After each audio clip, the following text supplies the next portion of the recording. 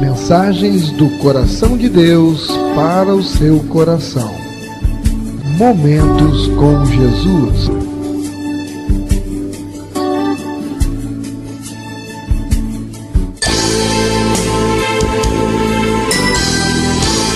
Igreja Batista Novo Horizonte. Um novo horizonte com Jesus em sua vida.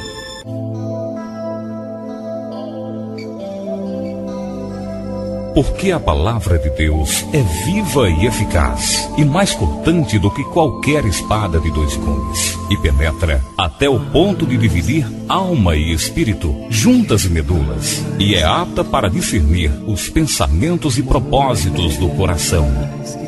Vamos ouvir agora a mensagem da Bíblia.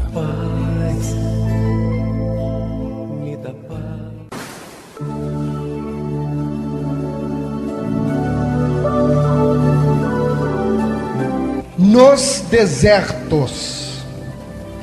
Eu convido a abrir a sua Bíblia em 1 Reis, capítulo 19, a partir do verso 2.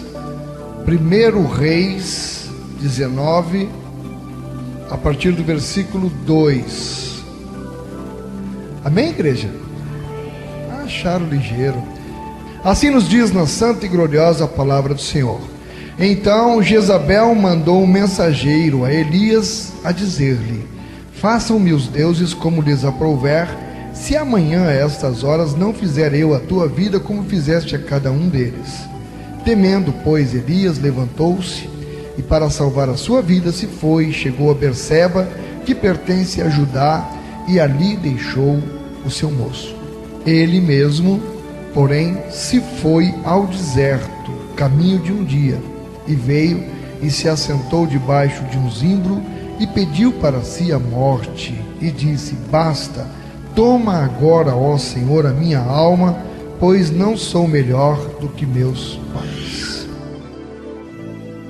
Poderoso Deus e amado Pai, graças te damos pela renovação da tua palavra. Eis aqui a tua palavra, eis aqui o teu povo, eis-nos aqui, Senhor, submissos para ouvir e aprender mais de ti. Venha me usar, Paizinho, através do teu Santo Espírito, abrindo o nosso entendimento, abrindo nossos corações, para recebermos a tua mensagem nesta noite. Eu te oro e te agradeço em nome de Jesus. Amém. Podem sentar. Irmão, você vai dizer: mas rapaz, irmão Edson gosta de pregar essa história de Jezabel, né? Já preguei muito aqui. E Elias matou os profetas de Baal. Vocês já estão cansados, talvez, de ouvir essa história. Mas, irmãos, a gente sabe que Deus, Ele faz tudo novo, de novo. Se essa palavra aqui se esgotasse, porque alguém pregou ela uma, duas vezes, ela não estaria até hoje aqui. Quantos anos faz que esse texto foi escrito? No tempo dos reis ainda, lá em Israel. Quantos mil anos antes de Jesus?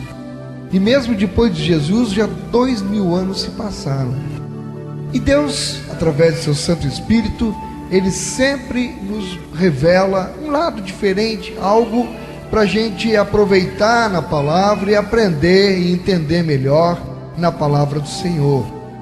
O texto é muito conhecido, mas eu quero despertar a sua atenção para o foco vai estar agora nessa passagem aqui.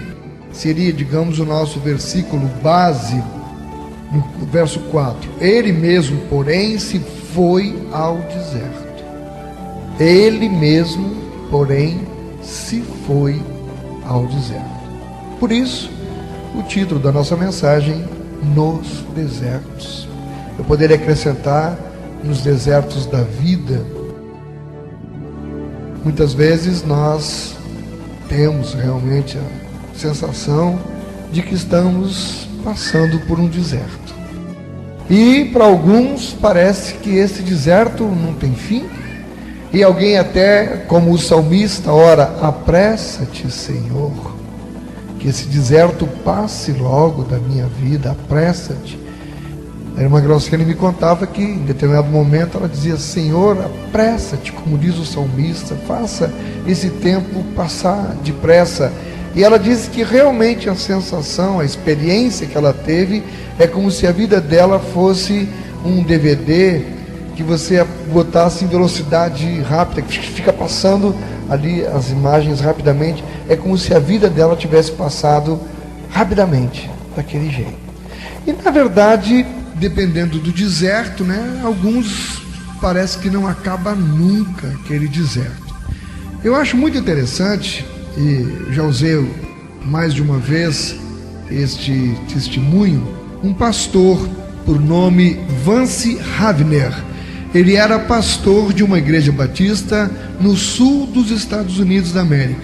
Ele publicou um livro e esse livro era uma espécie de diário das experiências dele enquanto ele andou pelo vale da sombra da morte. E ele concluiu então que a experiência humana processa-se em 3 níveis. Preste muita atenção, veja que interessante a conclusão que o pastor Vance Havner chegou. A experiência humana processa-se em 3 níveis. E vamos ver se a gente se identifica hoje. Em que nível você está hoje? O primeiro são os dias de estar em cima do monte. Tudo vai bem e o mundo parece estar cheio de sol. Segundo nível são o que se convenciona chamar de os dias comuns. São aqueles dias em que nós fazemos os nossos trabalhos usuais, comuns. E nesses dias a gente nem exulta, mas também não se deprime. Um dia comum. Você não está no topo, está no meio. E tem os dias sombrios. Nós nos arrastamos pesadamente através do desânimo, através do desespero, através da dúvida ou da confusão mental. 3 níveis. E eu acho muito interessante mesmo. Se a gente parar para pensar, tem dias que eu me sinto lá no topo do monte, mas tem outros dias que eu estou lá, acho que não é nem embaixo, é num buraco mesmo, é no fundo. Nós somos humanos e reagimos diante das dificuldades, das provações, das intempéries da vida. E o pastor Havner diz, abre aspas, é irreal pensar que podemos passar a vida pulando de um para outro pico da montanha, como também é utopia crer que alguém possa passar a vida inteira sem experimentar os dias comuns ou os dias sombrios. É uma grande verdade. Eu não conheço ninguém. Eu olho para mim mesmo. Eu nunca me lembro de ter a minha vida toda eu tivesse passado só lá em cima, ou então que tivesse passado a vida inteira só nos dias sombrios. Não, porque tem dias que a gente está feliz, a gente está alegre, a gente está contente. Amados, diante de mim e também diante de você existem montes, e diante de nós também existem planícies e existem vales, existem desertos. Existem os dias de estar em cima dos montes, existem os dias comuns e, como todos sabemos, existem os dias sombrios. Existem. E é para todo ser humano debaixo do sol que o sábio declara no capítulo 3, nos versos do 1 ao 8 de Eclesiastes, que eu convido você a me acompanhar aí na sua Bíblia. Outro texto que eu tenho muita admiração por esse texto, Eclesiastes, capítulo 3, os versos do 1 ao 8. Tudo tem o seu tempo determinado, e há tempo para todo o propósito debaixo do céu. Há tempo de nascer e tempo de morrer, tempo de plantar e tempo de arrancar o que se plantou, tempo de matar, tempo de curar, tempo de derrubar e tempo de edificar, tempo de chorar e tempo de rir, tempo de prantear e tempo de dançar, tempo de espalhar pedras e tempo de ajuntar pedras, tempo de abraçar e tempo de afastar-se de abraçar. Isso aqui é pesado, né? Esse é pesado. Tem o tempo, quando a pessoa está perto de nós, está vivo, é tempo de abraçar, mas chega um momento que terminou o tempo de abraçar, é tempo de deixar de abraçar, tempo de buscar, tempo de perder, tempo de guardar e tempo de lançar fora, tempo de rasgar e tempo de coser, tempo de estar calado e tempo de falar, tempo de amar e tempo de odiar, tempo de guerra e tempo de paz. Você nota aqui que Salomão, que escreveu Eclesiastes, o sábio Salomão, ele já estava aqui quase mais para o final da vida dele, e ele já tinha podido observar muita coisa na vida. Com a sabedoria que Deus lhe deu, ele chega a essa importante conclusão. E que texto abençoado, porque ele trabalha aqui com extremos. Ora você está abraçando, ora você tem que deixar, tem que se afastar de abraçar. Tem hora que você está plantando, tem outra hora que você está colhendo. E assim realmente a nossa vida está tudo aqui nesse texto. Por isso, queridos, dependendo do tempo, do propósito de Deus para mim e para você, é que nós vamos estar em reação humana lá no cume da montanha ou lá no vale, lá no deserto. E é dos lábios de um homem crente que nós lemos no Salmo 23. Ainda que eu ande pelo vale da sombra da morte. É um crente, Davi foi quem escreveu isso. Ainda que eu ande no vale da sombra da morte.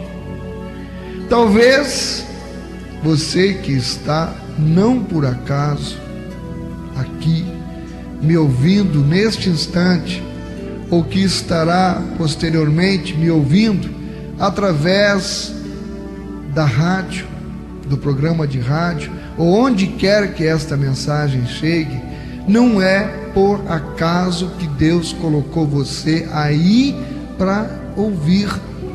A voz é a minha, mas a palavra é a de Deus. Talvez você que está me ouvindo, você crê que Jesus morreu pelos seus pecados. Você já confessou o senhorio de Jesus na sua vida? Amém? Você já renunciou a todo um passado e lançou-se pela fé nos braços de Jesus? Amém? Conclusão. Que bom! Você então é um crente, é filho ou filha de Deus. Mas pense comigo, talvez hoje seja um daqueles dias em que você está se sentindo em cima do monte. Pode ser. Talvez você está se sentindo em cima do monte, hoje, agora, aqui me ouvindo. Você veio ao culto, você veio à igreja, está certamente achando que o culto está sendo abençoado, você até se reanimou, e você está se alimentando agora da palavra, e está aí, não é? Forte e preparado para enfrentar quantas batalhas forem necessárias amanhã. Amém? Imagina essa situação.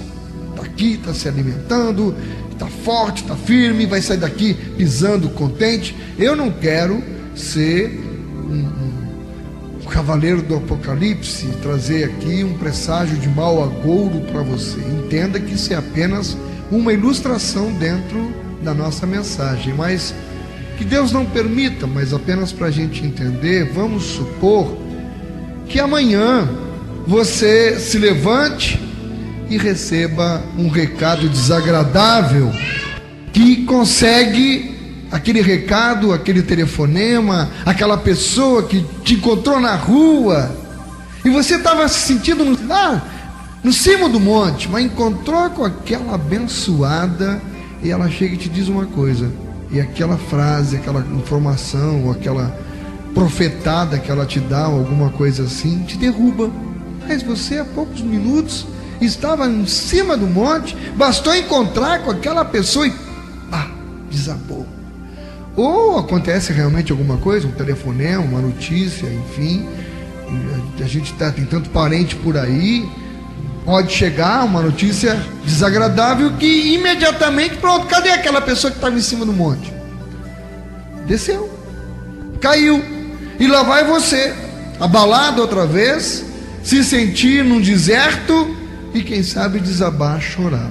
Fica difícil aceitar que esse Elias, que nós estamos tratando dele aqui, de quem se fala em 1 Reis capítulo 19, naquela batalha lá contra os profetas de Baal, do poste hidro, que ele matou aqueles profetas tudinho, que ele orou e desceu fogo do céu e consumiu o holocausto. Às vezes fica muito difícil a gente entender, porque nós lemos aqui que Jezabel mandou um recado para ele, que ia fazer com ele o mesmo que ele tinha feito com os profetas. Aquele mesmo homem que momentos antes estava no pico da montanha, tinha visto a glória de Deus na sua vida, e lá ele sai desesperado para o deserto. Por que ele foi? Fica difícil a gente às vezes acreditar que é na mesma pessoa, mas irmão, lembre-se, eu lhe dei o exemplo ainda há pouco, que pode acontecer comigo, com você, tomara que não. Hoje a gente está bem aqui, mas e se Deus não permita, mas amanhã chega uma notícia, é a mesma pessoa que estava agora aqui vibrando e tal, no momento seguinte. Eu conheço pessoas que estão até hoje como um morto-vivo aí, como se chama, porque estava conversando com o filho e falei, pai, eu vou dar uma volta de moto, vou ali e já volto. Vá, meu filho. O filho foi, voltou no caixão. E essa pessoa até hoje não conseguiu se recuperar. Dá pena você ver. Ele era uma pessoa alegre, cheia de vida. Aqueles filhos era tudo para ele. Ele perdeu a razão, o sentido de viver. Não consegue encontrar mais na sua vida uma razão para viver. Era uma pessoa tão bem. E chegou de uma hora para outra, pá, aquela notícia. E aquela notícia, se você não tiver firme na rocha mesmo, ela pode mudar totalmente o rumo da sua vida, porque a forma como você vai reagir àquela notícia é que vai determinar como vai ser o resto da sua vida. Ou você quer se sentir um morto-vivo logo e se entrega e não encontra em Deus força para reagir, para buscar coragem, para continuar vivendo, porque afinal tem outros parentes. A vida não se limita só naquele filho, por exemplo. Ele tem outros filhos. E aí, se revolta contra Deus, porque Deus permitiu aquilo, e ao invés de se aproximar mais de Deus, aí que vai se afastar? É nessas horas que nós precisamos mais buscar conforto só em quem tem para dar. Porque se eu me afastar numa hora dessas do meu Deus, o que vai ser de mim? O que vai ser de você? Só em Deus nós conseguimos encontrar o conforto. Entretanto, veja que Elias, ele era um homem igualzinho a mim, igualzinho a você, um ser humano igual a nós, de carne e osso, dotado dos mesmos sentimentos que eu e você, igualzinho a nós. E quem pode entender as crises da alma do homem de Deus, a não ser o próprio Deus? Quem pode entender? Irmãos, eu não gostaria aqui de falar da crise que está no mundo, ou de alguma crise nacional. Não quero falar da economia mundial, não quero falar da idolatria que reina solta por aí. Não, eu quero falar de você e de mim. Eu quero saber como é que está o seu e o meu interior. Eu gostaria de comparar as nossas crises com a de Elias, comparar minha vida, sua vida, as crises que porventura nós estejamos vivendo. Cada um aqui sabe o que é que está passando neste momento. A doença de um pai, de uma mãe, de uma sogra, de um irmão, dificuldade financeira. Eu não sei qual é a crise que está preocupando você, que está te trazendo intranquilidade, mas eu gostaria que você me acompanhasse nessa comparação das nossas crises com a vida de Elias, à luz da Bíblia. É disso que eu gostaria de falar hoje com a igreja, para nós aprendermos com a palavra de Deus a encontrar, meus amados irmãos, as soluções para os problemas que nos afligem. Vamos então analisar juntos os fatores que levaram Elias à crise. O fator físico, ele estava cansado. Elias estava cansado. Oração, jejum e vigília que ele enfrentou antes para o desafio do Monte Carmelo, onde ele foi enfrentar os profetas. Antes ele tinha passado por todo esse desgaste físico, ele estava cansado. Oração, vigília e jejum para enfrentar cansaço físico. Ele manteve-se toda a manhã em alerta. Ele mesmo tomou as pedras e edificou o altar. Imagina o tamanho daquelas pedras que ele teve que reconstruir o altar, que estava destruído o altar do Senhor. Ele mesmo edificou, ele mesmo providenciou a lenha, ele providenciou o animal. A gente passa despercebido disso. Esse homem, igual a mim e a você, ele estava morto de cansado, como a gente costuma dizer. 1 Reis 18, 31 ou 33 diz: e Elias tomou 12 pedras, está vendo? Foi ele que pegou as pedras. Elias tomou 12 pedras, conforme ao número das tribos dos filhos de Jacó, ao qual veio a palavra do Senhor, dizendo: Israel será o teu nome. E com aquelas pedras edificou o altar em nome do Senhor. Depois fez um rego. Era ele quem estava fazendo, não tinha ninguém ajudando ele. O homem já estava ali tenso, cansado, em jejum, trabalhando ali. Cavou um rego em redor do altar, segundo a largura de 2 medidas de semente. Então armou a lenha e dividiu o bezerro em pedaços. Você está vendo como foi ele quem tratou pessoalmente de tudo isso? E o pôs sobre a lenha. Ele pegou aquele animal e colocou sobre a lenha. O esforço físico. Elias, ele não foi descansar. Ele passou por momentos de grande tensão. E quando ele orou para que o fogo descesse e consumisse o holocausto, e por fim, irmão, ele saiu correndo atrás, de espada na mão, dos 450 profetas de Baal. Imagina o quanto esse homem pelejou e matou os 450 profetas a fio de espada. Como é que estaria você, se fosse você?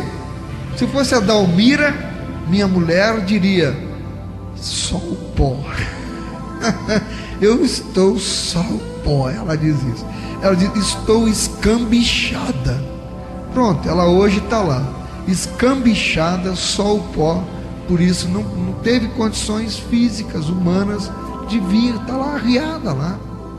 Não tem sido fácil a vida dela, como não foi fácil.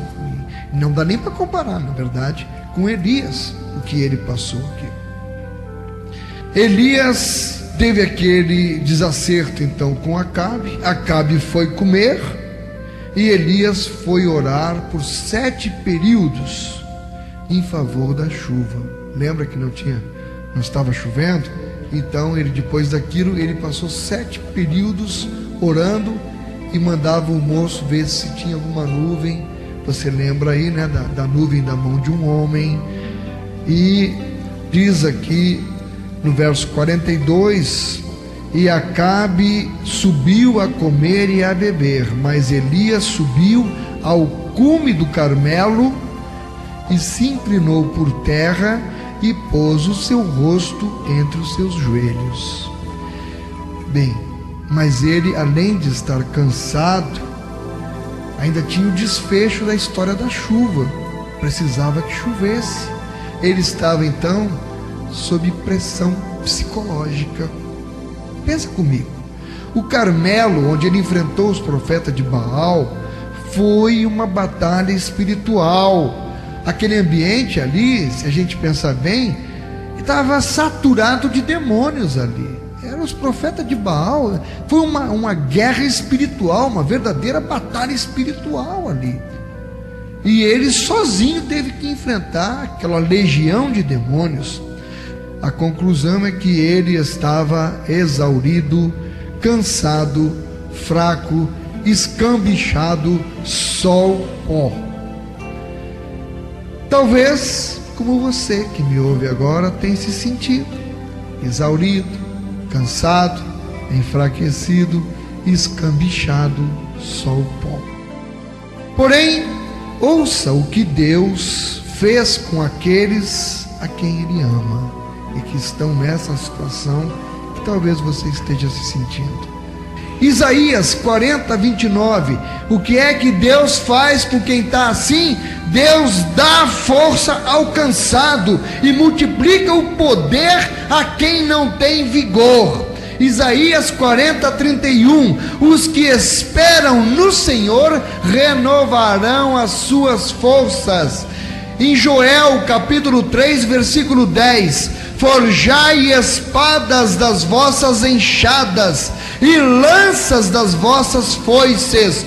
Diga ao fraco: eu sou forte. Aleluia. Romanos capítulo 9, no verso 16, ele diz assim: assim pois não depende de quem quer ou de quem corre, mas de usar Deus a sua misericórdia.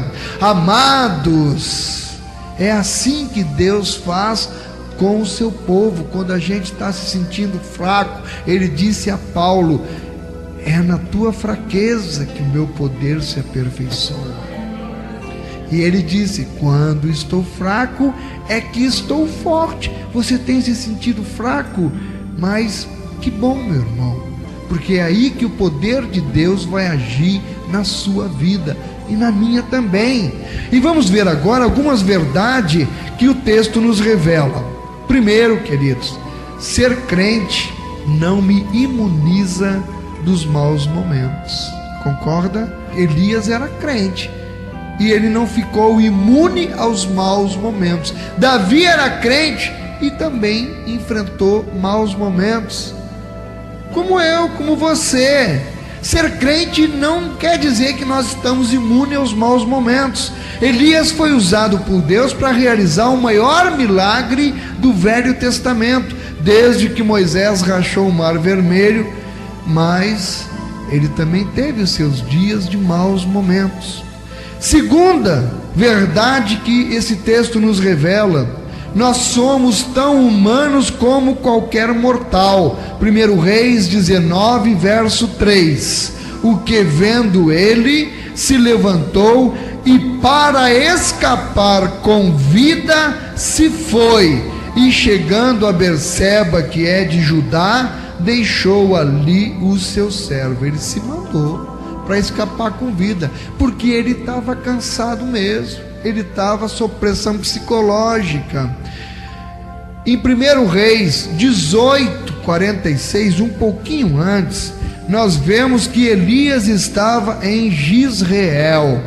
Diz: e a mão do Senhor estava sobre Elias, o qual cingiu os lombos e veio correndo perante Acabe até a entrada de Jezreel. E diz aqui, a mão do Senhor estava sobre Elias, e nos informa que ele estava em Jezreel.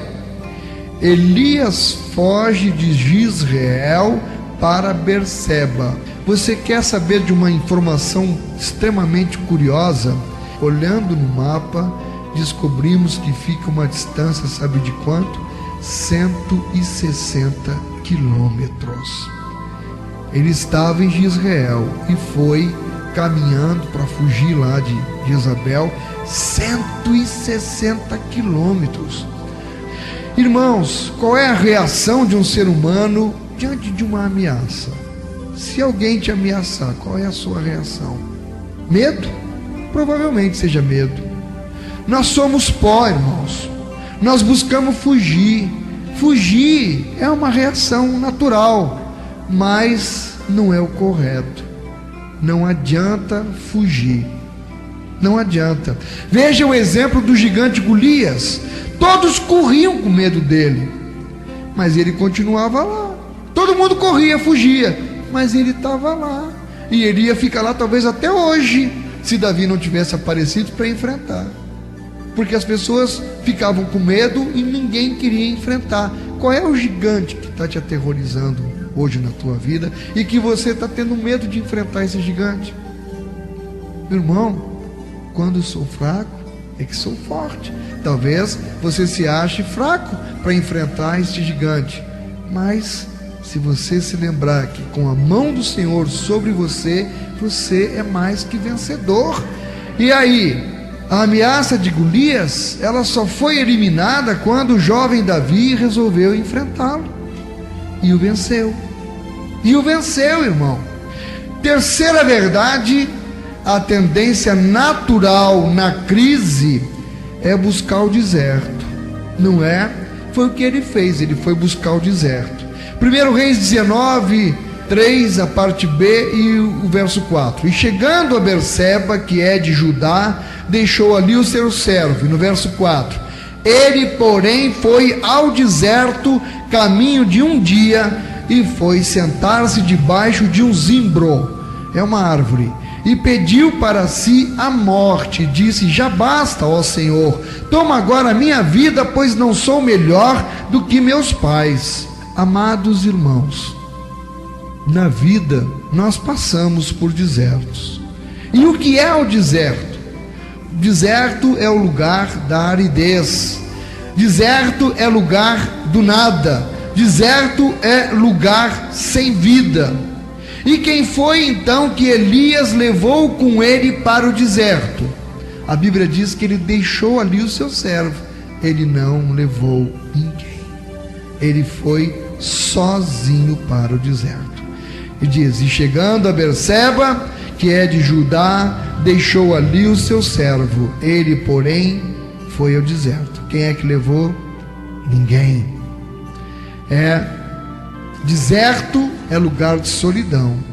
Deserto é lugar da solidão. Você pode estar passando, quem sabe, um deserto no seu lar. Você pode estar passando, quem sabe, um deserto no seu trabalho. Você está passando, por certo, então, um deserto na escola. Você pode estar passando um deserto na igreja que você frequenta, você que está me ouvindo. E no deserto, você não pode levar a esposa ou o marido, você não pode levar os filhos, você não pode levar os irmãos, e você não pode levar muito menos a igreja para o deserto, se você fugir para o deserto. A tendência natural, é a quarta verdade que nós tiramos desse texto, é se entregar e dormir. Foi o que ele fez. No verso 5, e deitou-se e dormiu debaixo do zimbro. Se você for observar o texto, vai ver que ele dorme 2 vezes. Ali você dorme, não consegue reagir, se apaga. Mas eu quero lhe dizer que diante dos problemas, nós temos 2 saídas, irmãos. Me ouçam com toda a atenção. Diante dos problemas, no deserto, nós temos 2 saídas. Ou nós lutamos, ou nós desistimos e corremos. Qual é a mais fácil? Desistir e correr. Foi o que Elias fez. Por isso nós estamos aprendendo com Elias. Mas observe, no caso de Elias, ele ainda se decide por uma terceira alternativa, que foi uma alternativa extrema. Ele pediu para si a própria morte e disse: já basta, ó Senhor, toma agora a minha vida, pois não sou melhor do que meus pais. Ele desejou outra alternativa extrema: morrer. Ele desistiu de viver. É isso que será que está acontecendo com você? Desistir de viver? Eu espero que não, que você fique só nas 2, pelo menos, que não chegue nesta terceira alternativa. Quinta verdade que eu tiro desse texto: as aparências enganam. Quem é o homem nesse momento mais famoso de Israel? Pensa o que ele tinha feito. Ele virou notícia. Se a televisão existisse naquele tempo, jornal, rádio, satélite, a rede nacional, rede internacional, Elias acaba de fazer fogo cair do céu, Elias matou 450 profetas, ele era o herói nacional aqui. As aparências enganam. Enquanto o mundo estaria celebrando Elias, ele foi correndo pedir a morte lá no deserto. As aparências enganam. Quem é o homem mais temido de Israel? Quem é o grande profeta que fala com Deus? Quem é o grande profeta que fez cair fogo do céu? Quem é o grande profeta que fez a chuva cessar? Quem foi o grande profeta que fez a chuva voltar? É o mesmo coitado, irmão. É o mesmo coitadinho que está agora lá, sozinho no deserto. É o mesmo coitadinho que está lá clamando pela morte. Por isso, amados irmãos, é que só Deus é quem nos conhece verdadeiramente. O exemplo de Davi não era Eliabe, não era Abinadab, não era Samar quem o Senhor queria. Quem ele queria era o jovem Davi. Samuel olhava o exterior, as aparências enganam. Mas afinal, então, quem sou eu? Você não me conhece e nem eu me conheço. Se pergunte quem é você. Eu não te conheço. Talvez você também não se conheça. Conclusões para encerrar a mensagem. Primeira conclusão, queridos: nós não podemos fugir de Deus. Podemos fugir dos problemas, nos esconder, nos refugiar no deserto, mas é lá no deserto que Deus vai nos achar. Nós não podemos fugir de Deus. No Salmo 139, os versos 7 e 10: para onde me irei do teu espírito? Ou para onde fugirei da tua face? Se subir ao céu, lá tu estás. Se fizer no inferno a minha cama, eis que tu ali estás também. Se tomar as asas da alva, se habitar nas extremidades do mar, até ali a tua mão me guiará e a tua destra me susterá. Segunda conclusão: Deus está no controle. Não esqueça, o Salmo 139 ainda, e no verso 16 diz: os teus olhos viram o meu corpo ainda informe, e no teu livro todas estas coisas foram escritas, as quais em continuação foram formadas, quando nem ainda uma delas havia. E quão preciosos me são, ó Deus, os teus pensamentos. Irmãos, lembre-se daqueles 3 jovens que estavam na fornalha ardente, os amigos de Daniel. Eles estavam na fornalha ardente, mas havia um 4º homem ali com eles, e aquele 4º homem tinha a aparência do Filho de Deus. É ele, o 4º homem na fornalha. Deus está no controle e não nos deixa sós. Irmão, tenha sensibilidade para discernir as provisões de Deus. Lá no deserto, ali debaixo daquele zimbro, o que é que tinha lá? Ali estava uma botija com água, pão quente. A palavra diz: e eis que então um anjo o tocou e lhe disse: levanta-te, come.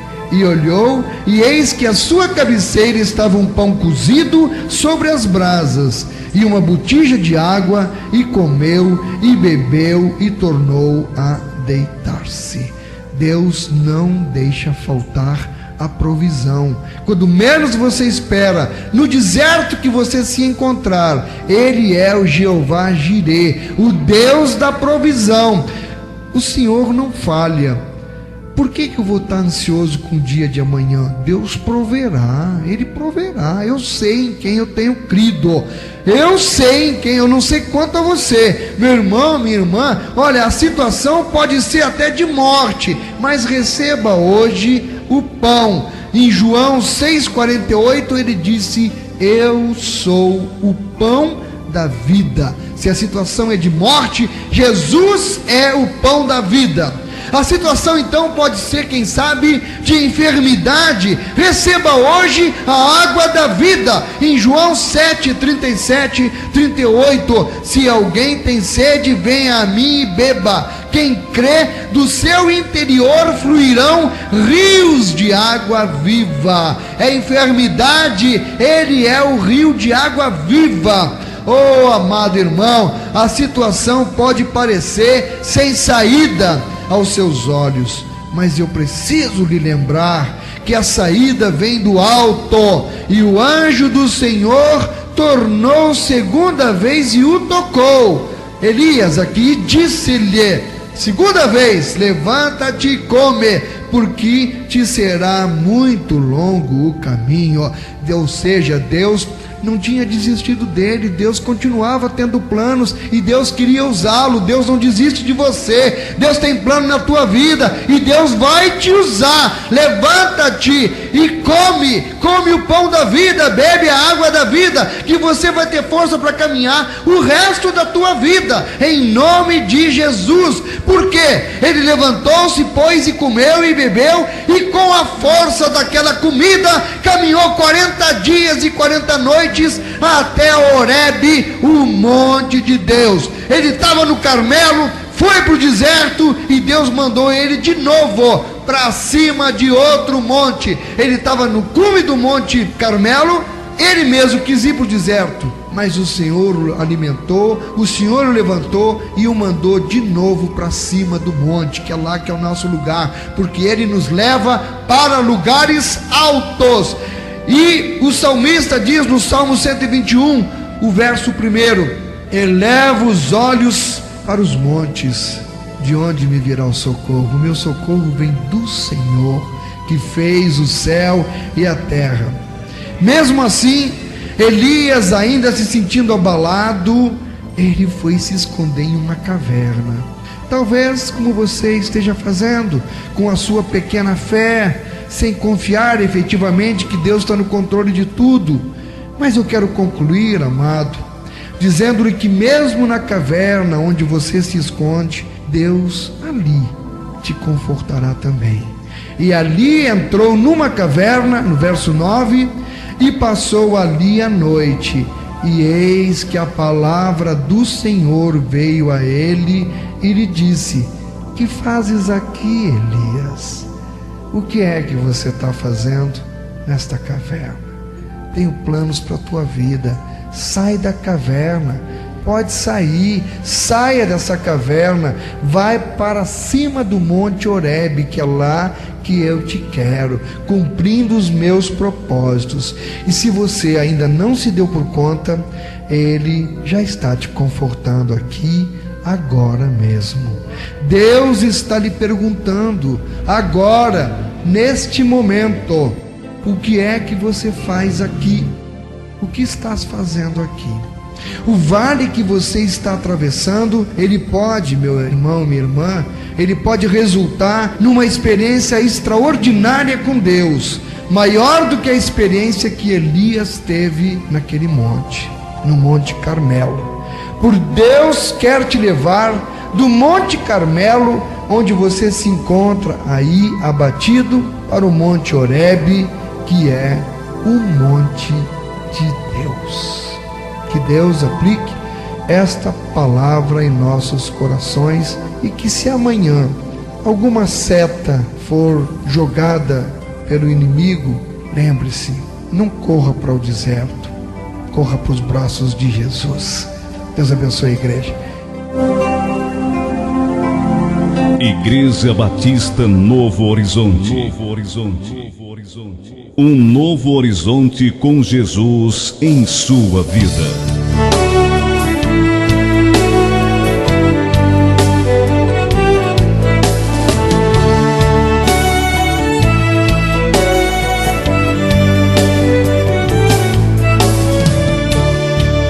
Se você está no deserto, pensando que vai morrer, tanta luta e sofrimento, é Deus provando você.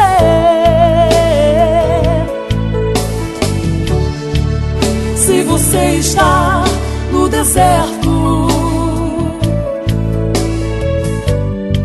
pensando em parar,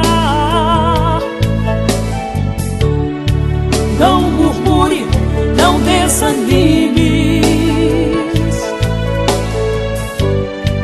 No deserto Deus não vai te abandonar. No deserto Ele faz o que ninguém pode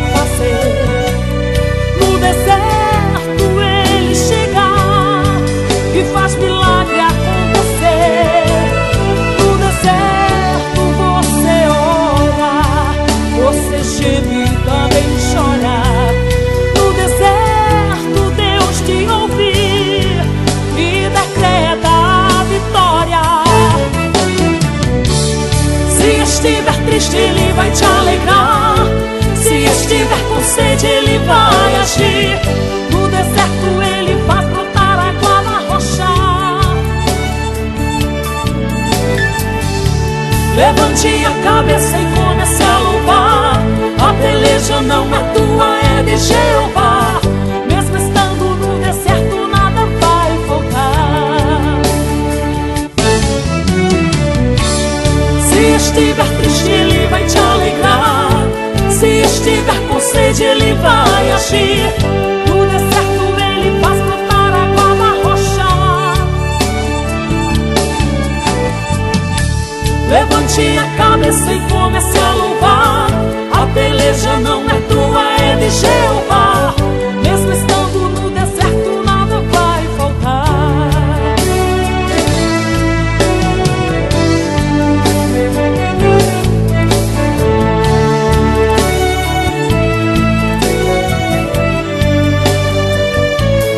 No deserto Ele faz o que ninguém pode fazer.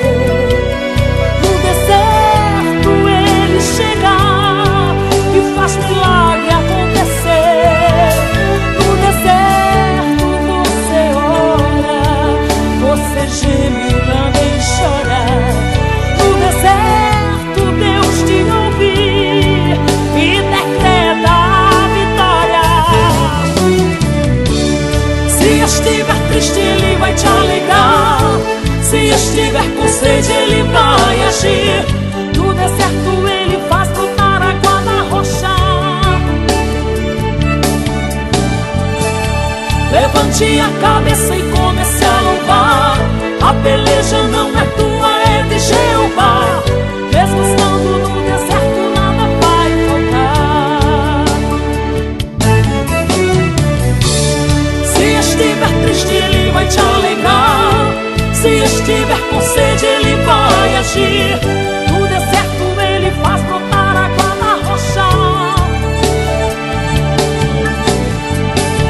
Levante a cabeça e comece a louvar. A peleja não é tua, é de Jeová. Mesmo estando no deserto, nada vai faltar. Se estiver triste, Ele vai te alegrar. Programa Momentos com Jesus. Ele vai agir. No deserto Ele faz brotar água na rocha. Levante